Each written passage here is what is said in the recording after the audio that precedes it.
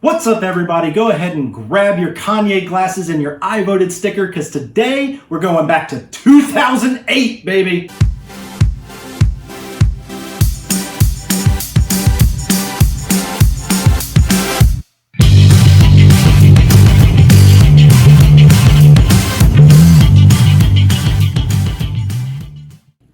If you're like me, you've been making movies for a long time, ever since you were a little kid.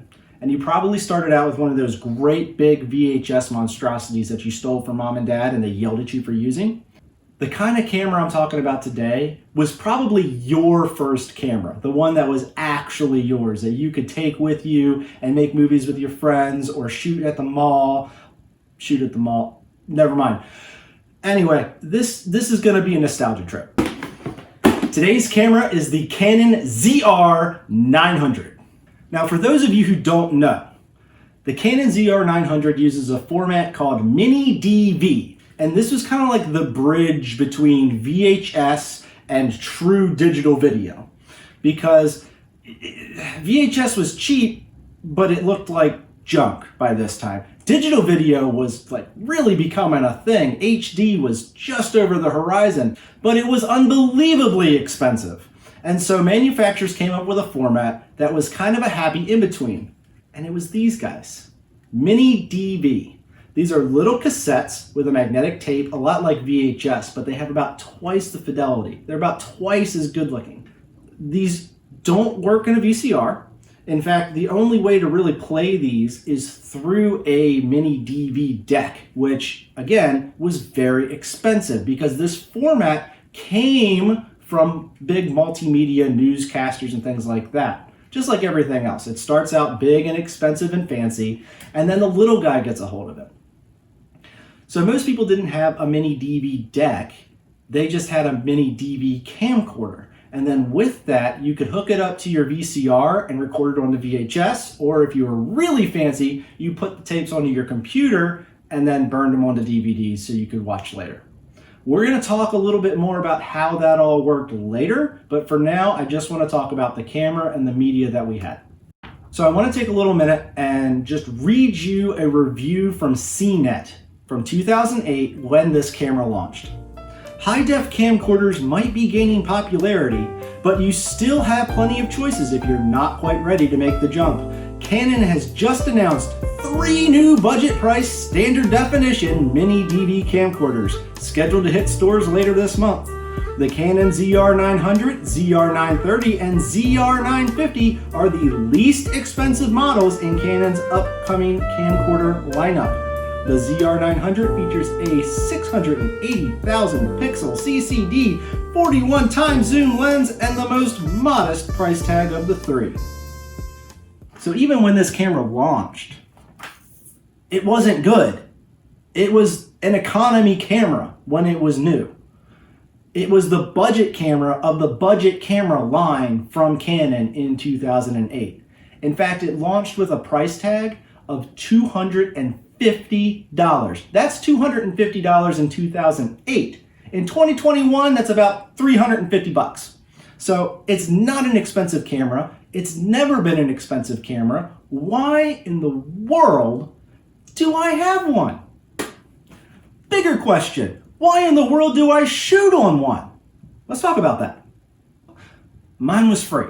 A friend of mine was cleaning out their closet and they found their ZR900 from 2008, new in box. They had used it a few times, it had some dust on it, but it had everything. I've got the manuals, I've got the cables, I've got the battery that still surprisingly works pretty well.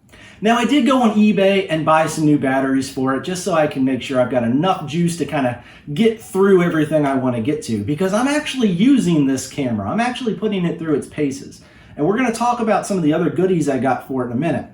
But really, I just want to talk about the pure nostalgia of having one of these. For a millennial like me, this takes me back. I would have loved to have a camera like this when I was 17, 18, 19 years old, hanging out with friends, shooting those little home movies around bonfires and pool parties and stuff like that. You kind of have to have friends for that, which I didn't have, but it's okay because I still wanted one. And I still wanted one today. because I wanted to play with one. It takes me back. It takes me back to a time when movies were something simpler. And let's talk about that a little bit more, because one of the great benefits about this camera is I don't have to think about it too much. With smartphones and 4K, I mean, I'm recording this on an iPhone right now in 4K. That's a tremendous responsibility for someone who has an eye for this kind of thing. I want every shot to be perfect. It has to be perfectly lit. It has to sound good. It has to look good. And when I'm taking video of my 3-year-old little girl, I don't want to be thinking about that. I want to be thinking about the moment. I want to be thinking about what I'm actually seeing through the lens. And I want to remember that.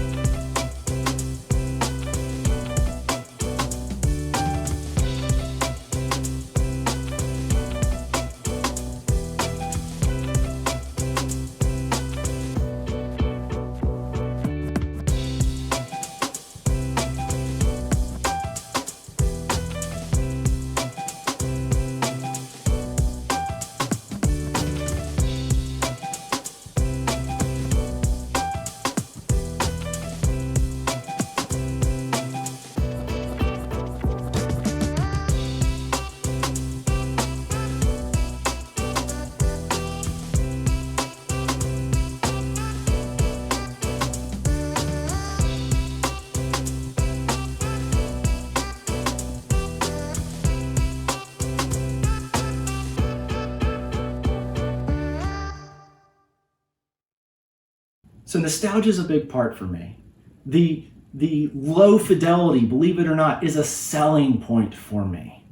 The fact that it only has one dedicated purpose, and that is to shoot video.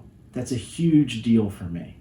I'm not overthinking when I use it. I'm not trying to set up shots or move people around or thinking, oh man, I wish the sun was over here, or I wish I brought a softbox with me to my kid's birthday party. I'm not thinking about that. It's just point and shoot. Now that said, I am a total gear nerd. I like little trinkets and gear and just all the little doodads I can get. I love accessories. So I had to go to eBay. Now you'll notice I haven't shown you my ZR900 yet. And there's a reason for that. You see, I may have made a few modifications. Here's my ZR900. And you see the camera body itself, and I've got quite a bit of accessorization going on here. First, I want to talk about this lens cap. This is a pinch close lens cap that I got off eBay for about $1.50. And I needed to get this even though it has a manual built-in lens cap on it. Because what I did was I added a 27mm to 37mm filter adapter. That lets me put filters on this thing. Of course, there's the LCD screen, which does actually flip around into a selfie mode, so you could totally vlog with this thing if you wanted to. Now let's talk about this big honking boy over here. This is the Takstar SGC 598 microphone. Is it made entirely of cheap plastic? Yes. Does it take a AA battery inside this little compartment? It's just a cheapo shotgun microphone. I think I paid $6 for it on eBay. It has a little cold shoe adapter. Everything is plastic. There is nothing sturdy about this microphone. But it does sound surprisingly good, especially for what it is. And it is a vast improvement over the built-in microphone inside the camera. Of course, we have the batteries I got off of eBay. Those are probably the most expensive accessory I bought for this thing. It was a pack of 2 batteries and a charger. I think it was around $15. One big thing for me on any camcorder I get, really any camera I get, is it has to have a traditional viewfinder, which this one does. What does this remind you of? It's kind of like a little Super 8. I think all said and done, between the camera, the batteries, the lenses, everything, I've got maybe $30 into this thing, and it's a whole lot of fun. Thank you all for watching so much. I really hope that you enjoyed this trip down memory lane for me. I know I had a great time. Go ahead and leave a comment down below with your first video camera. Was it a MiniDV camera? Was it a smartphone? I really want to know. So leave a comment down below. Be sure to like, share, and subscribe and do all the YouTube algorithm friendly things. And I will see you next time. Bye-bye.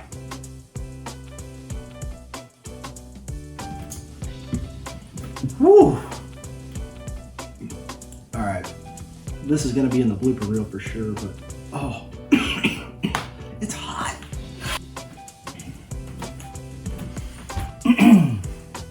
All right. Oh, I hate this already.